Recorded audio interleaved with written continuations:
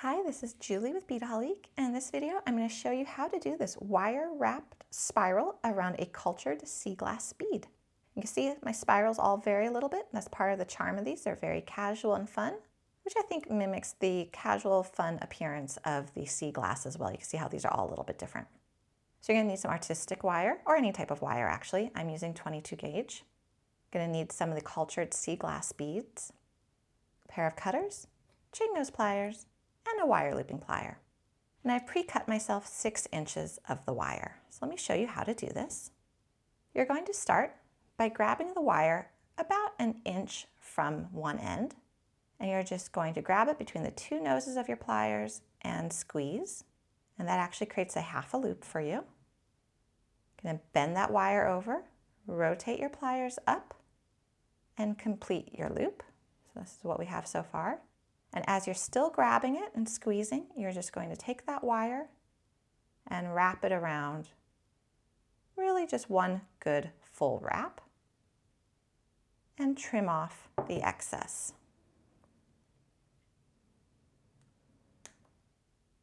After you've got your loop and you've trimmed it, go ahead, straighten out your wire with your fingers and place your bead onto it.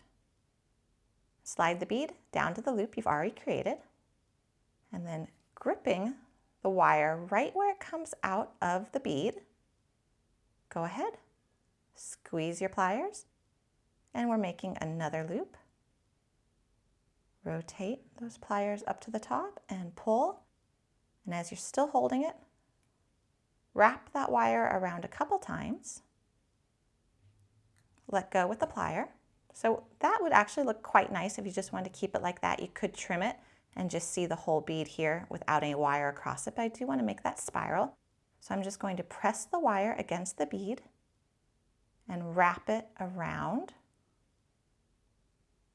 like so, and then bring it up to that loop right that we've already done right at the base of it. So I'm actually going to be doing really a top layer of wraps over those initial wraps that I did.